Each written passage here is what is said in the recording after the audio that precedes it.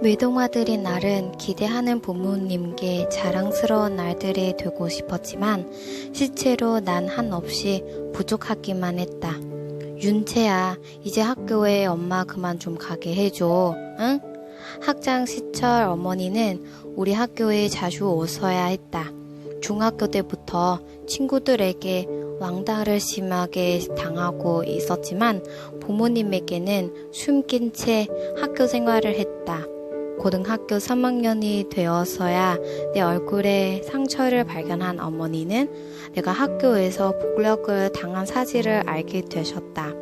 이후 학교 복력위원회가 열렸고 엄마는 수차례 학교를 오가셨다. 하지만 일주일이 채 지나지 않아 어머니는 담임 선생님으로부터 내가 학교에서 담배를 피우다가 걸렸으니 학교로 오라는 연락을 받았다. 부모님은 내가 학교에 적응하지 못하는 이유가 무엇인지 고민하시다가 친척의 권유로 병원에 데리고 가셨다. 병원에서는 내가 ADHD, 주의력, 결핍, 과다 행동 장애라고 진단했다. ADHD는 호르몬 문제였기 때문에 매일 약을 먹어야 했고 약을 먹지 않는 날은 다른 사람들이 보기에 불편할 정도로 산만했다. 내 성격이 조금 차분하지 못할 뿐이라고 생각했는데 막상 병명을 들으니 내가 아주 큰 병에 걸린 것 같고 정상이 아니라는 생각에 괴로웠다. 빨리 낫고 싶었지만 약의 부작용으로 수면장애, 틱장애 등을 앓으며 더 힘든 시간을 견뎌야 했다. 대학생이 되어선 부모님과 떨어져 학교 기숙사에서 생활했다. 달라진 환경처럼 내 삶도 좀 달라지기를 바랐지만 여전히 기숙사 친구들과 어울리지 못했다. 매일 싸우는 일상이 싫었고 룸메이트와 만나지 않기 위해 찜질방은 전전하기도 했다. 마음 깊숙한 곳에선 왜 살아야 할까? 라는 의문이 들었지만 마땅한 해답을 찾을 수 없었고 마음속 공허함은 채우기 위해 내가 하고 싶은 대로 하며 살았다. PC방에서 게임하는 것이 일상이 되었고 방학이면 며칠 밤을 새우며 게임만 했다. 먹고 싶은 것이 있으면 모두 사 먹었다. 치킨, 피자, 햄버거 등 패스트푸드를 주로 먹다 보니 어느새 몸무게가 100kg가 훌쩍 넘어 있었다.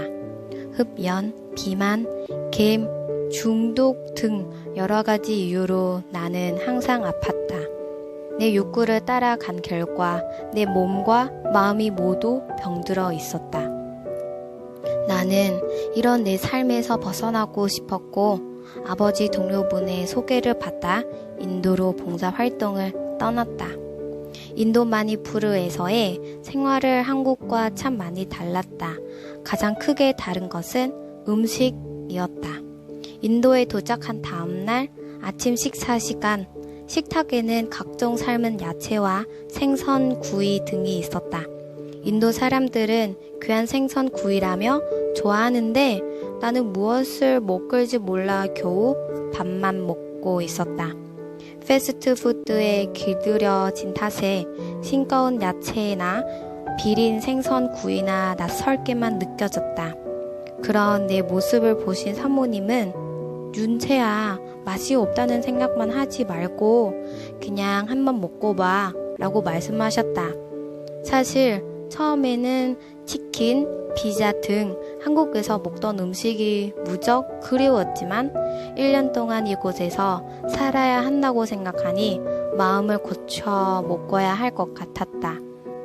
지부장님 사모님의 말씀처럼 맛이 없을 거라는 생각을 버리고 생선도 야채도 한두 번 먹기 시작했다.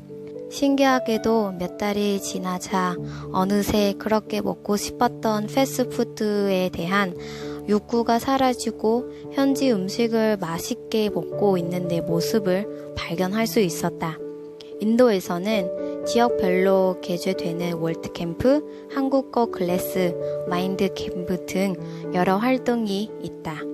오후 시간에는 많은 사람들에게 이런 활동을 홍보하기 위해 밖으로 나가야 했다. 투박한 흙길과 낡은 건물들은 따라가다 보면 사람들이 북적거리는 큰 도로가 나왔다. 처음에는 할머니 시골 집으로 돌아간 것 같은 마니푸르의 풍경이 좋았다. 하지만 일주일이 지나니 보이지 않았던 것들이 보이기 시작했다.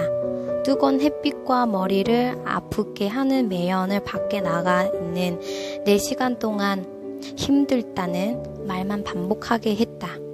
그러다 보니 오후 활동을 하러 나가는 나의 표정이 점점 어두워져 갔다. 여느 때와 같은 오후 시간 밖에 나가기 위해 준비를 하는데 지부장님이 오셨다. 오후 활동 재미있지? 나는 그 질문에 네 라고 대답할 수 없었다. 윤채야, 무슨 일을 하든지 네가 힘들다는 생각을 하면 힘들어. 네가 즐겁고 감사한 마음으로 하면 하나도 힘든 일이 아니야. 지부장님은 이렇게 말하시며 오후 활동은 나가는 우리를 배웅해 주셨다. 그날 오후 나는 거리를 다니며 지부장님의 말씀은 계속 떠올랐다. 사실 명확하게 이해가 되지는 않았지만 우선 힘들다는 생각을 잠시 내려놓고 지부장님 말씀처럼 하나도 힘든 일이 아니야. 이건 즐거운 일이야. 라는 쪽으로 생각의 방향을 들어보았다. 그날로부터 3주 뒤 마인드 캠프가 시작되었다. 많은 학생들이 행사에 참석했다는 사실에 놀랐고 무엇보다 마인드 강연을 듣고 한국어를 배우는 학생들의 표정이 너무 행복해 보여 신기했다. 그럴 보니 매일 오후 밖으로 나가 4시간을 걸렸던 것이 짜증나는 일만이 아니었구나. 내가 불변한 점만 보고 있었네. 내가 했던 것이 정말 아무것도 아닌 것 같지만 다른 사람을 행복하게 할 수 있는 일이구나. 라는 마음이 들었다. 이후 오후 활동 시간은 내가 가장 기다리는 시간이 되었다. 한국과 전혀 다른 식단으로 3끼를 먹고 오후에는 4시간 동안 걸어 다니면서 몸무게가 20kg나 줄었다. 인도에서 지내는 동안 내 마음에서 불필요한 두려움, 부담과 같은 것들이 점점 빠져나갔다. 인도 마니푸르 지부 사람들은 나에게 아기 같아 라는 자주 말했다. 그 이유는 내가 아기처럼 누군가 옆에서 살펴주는 사람이 없으면 안 되는 사람이었기 때문이다. 청소를 하거나 설거지를 돕는 작은 부분에서도 꼭 혼이 났다. 청소한 거 맞아? 왜 이렇게 더러워? 물 아껴서야 하는 거 알지? 특히 물 값이 비싼 인도에서 물을 아껴 쓰는 것이 중요했는데 생각 없이 물을 낭비하다 항상 혼이 났곤 했다. 역시 나는 이곳에서도 도움이 되지 않네 라는 생각에 어떤 것을 해도 자유롭지가 않았다. 하루는 청소를 하는데 물을 낭비해 마니푸르 지부에 계시는 이모에게 된동 혼이 났다. 그런데 그날은 지부장님과 사모님께서 이 일을 알게 되어 나를 부르셨다. 윤재야, 나는 네가 실수를 많이 하는 게 너무 좋아. 사회에서는 너의 실수를 용납하지 않지만 이곳은 너에게 부족함이 있기 때문에 배울 수 있는 곳이야.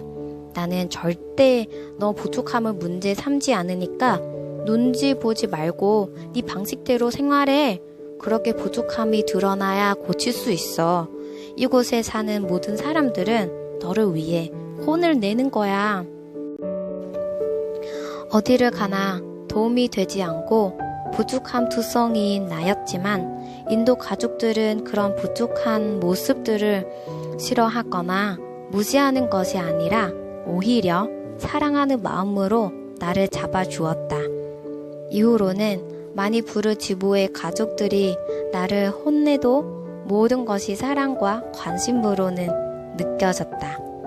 그때부터 내게 다가오는 사람들과 이야기하는 것이 좋았다. 지부에 오는 사람들에게 다가가 오늘 하루는 어땠는지 물어보기도 하고 소소한 나의 이야기를 나누었다. 다른 사람과 친해지고 가까워지고 함께 오는 것이 한국에서는 너무 어렵게만 느껴졌는데 이곳에서는 그냥 먼저 다가가 소소한 이야기들을 나누다 보면 자연스럽게 마음이 흐르고 가까워지는 게 신기했다. 귀국을 일주일 남기고 한국어 교실을 진행했던 곳을 찾아가 마지막 수업을 했다. 나는 말하기 파트를 맡아서 한글을 가르쳐 왔는데 마지막 날 지금까지 수업했던 부분을 총 복습하는 시간을 가졌다. 예전에 배운 것은 당연히 잊었을 거라 생각해서 어떻게 복습을 해야 하나 고민을 하면서 갔는데 학생들은 내가 알려준 부분을 정확하게 기억하고 있었다. 김치가 맛있다. 피자가 맛있다. 아이들이 도박도박 대답하고 있는 걸 보는데 너무 고마웠다. 수업 PPT도 잘 만들지 못했고 겨우 일주일에 30분씩 수업을 해주었는데 우리에게 마음은 열고 열심히 복습해 온 아이들의 모습을 보며 헤어진다는 사실에 아쉽기만 했다. 아이들과 작별 인사를 하고 많이 부르 집으로 돌아오자 인도에서 함께 생활했던 식구들이 떠나는 우리를 위해 작은 파티를 준비해 주었다. 그곳에 모인 사람들 모두 돌아가며 한마디씩 말했는데 마지막에 샨티 이모가 편지를 읽어 주셨다. 처음에 윤채를 봤을 때 아기 같았는데 이곳에서 사랑을 받으며 뜸직해진 모습을 보니 너무 기뻐.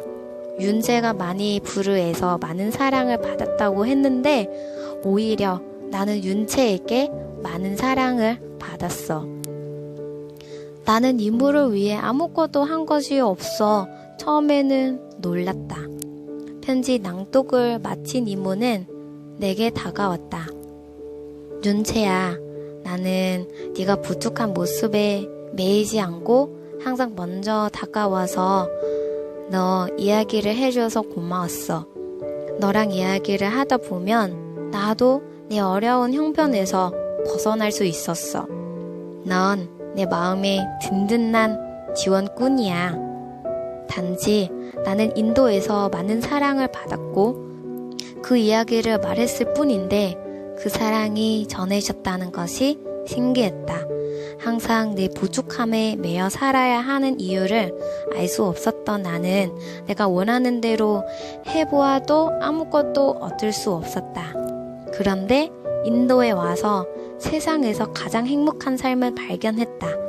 다른 사람을 위해 살고 또 다른 사람들과 마음을 나누며 사는 것이 그렇게 쉽게 재미있다는 걸 알고 있는 사람들이 얼마나 될까? 요즘은 과거의 나처럼 절망과 어둠에 빠진 사람들을 행복하게 하는 마인드 강사가 되는 꿈을 꾸기 시작했다.